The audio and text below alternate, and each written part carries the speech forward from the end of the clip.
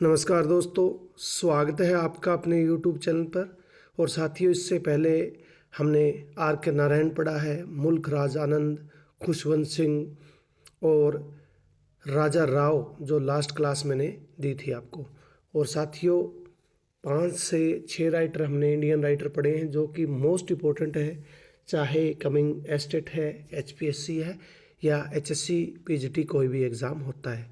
तो साथियों, आज एक इम्पोर्टेंट राइटर हम और पढ़ रहे हैं जिनका नाम है अनीता देसाई। और इनकी अगर बायोग्राफी जाने तो अनीता देसाई का जो जन्म था वो मसूरी में हुआ और ये एक ग्रेटेस्ट नॉवलिस्ट हैं। इनकी जो बेटी थी किरण देसाई, वो भी एक ग्रेट नॉवलिस्ट हैं और उनको भी बुकर प्राइज़ मिला है। तो साथियों, इम्पोर्टेंट है, इनको बहुत सारे प्राइज़ है वो मिले हैं। जो इम्पोर्टेंट है मैं बताता रहूँगा, आपको ध्यान रखने हैं। तो स्टार्ट करते हैं। Which is Anita Desai first novel. Anita Desai जो एक भारतीय उपन्यासकार हैं, महिला उपन्यासकार हैं, तो उनका कौन सा नॉवल है? क्राई द पीकॉक पहला नॉवल है। विच one is diasporic novel. Diasporic novel होता है प्रवासी, तो इनका वो कौन सा नॉवल है? Bye bye blackbird. एक्चुअल में बाय बाय ब्लैकबर्ड है वो लंदन के अंदर जब राइटर थी तो उन्होंने लिखा था। और इसमें कुछ करैक्टर है, जैसे देव हो गया, आदित्य हो गया, सरा हो गई।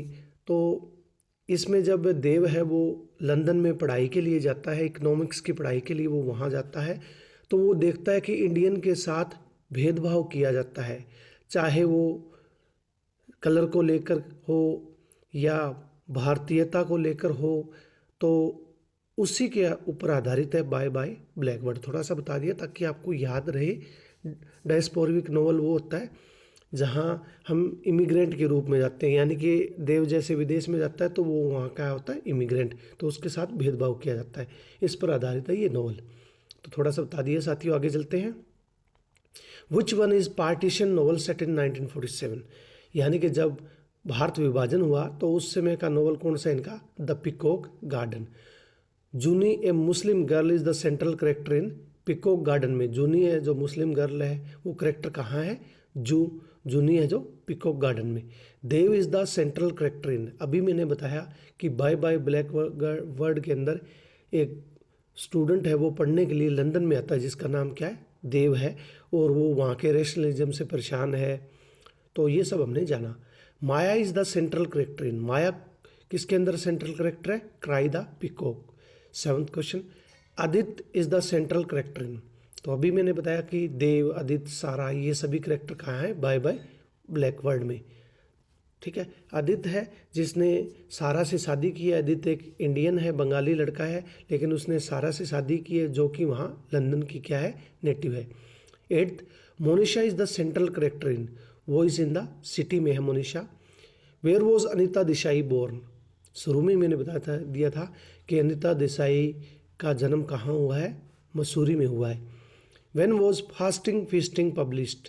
ये ध्यान रखना है साथियों, फास्टिंग फीस्टिंग वर्क है, इम्पोर्टेंट वर्क है। जैसे हमारा राजा राव का जो द सरपेंट एंड ड्रॉप के लिए साहित्य अकेडमी अवार्ड उनको मिला था, इसीलिए ये भी वर्क इनके लिए इम्पोर्टेंट है। जो इम्पोर्टेंट बता रहा हूँ वो याद रखना है। When was Fasting Feasting published? 1999.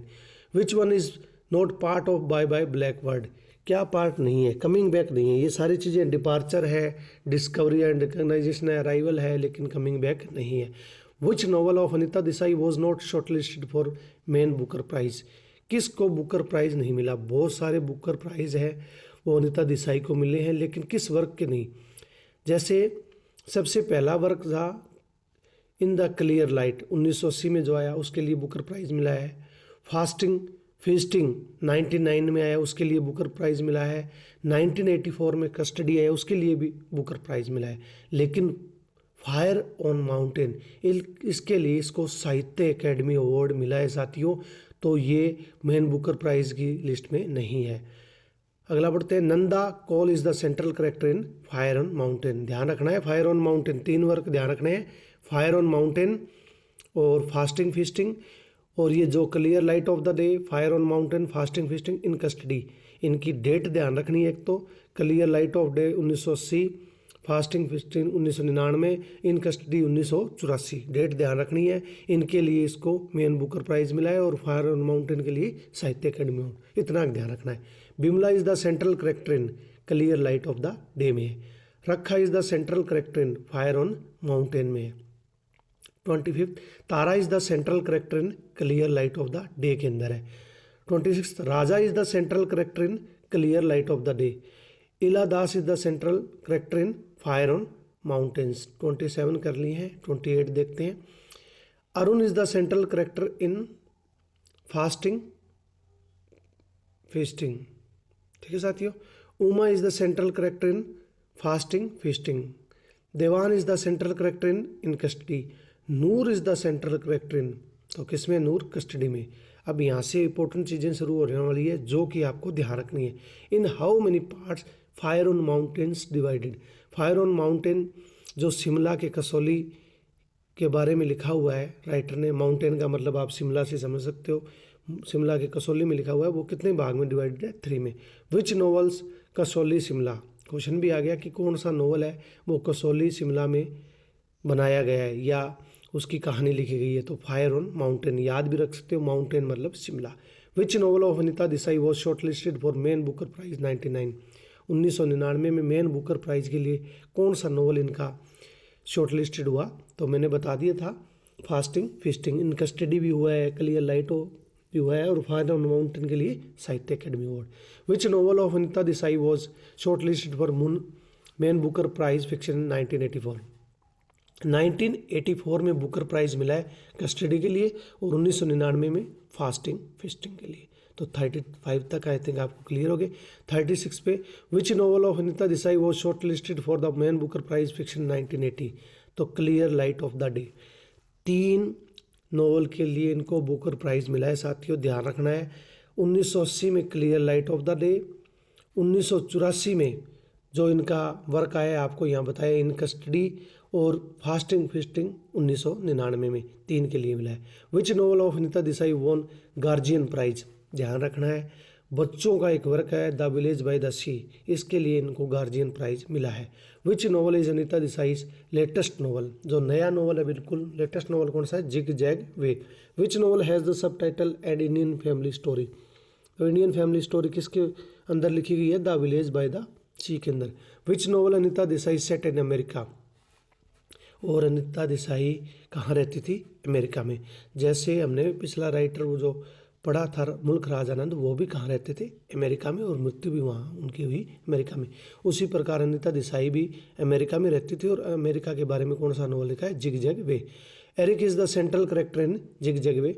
To which country does Baumgartner belong. Baumgartner एक करेक्टर है जो कहाँ से बिलोंग करता है? जर्मनी से। Italian Matteo is the central character in Journey to Ithaca.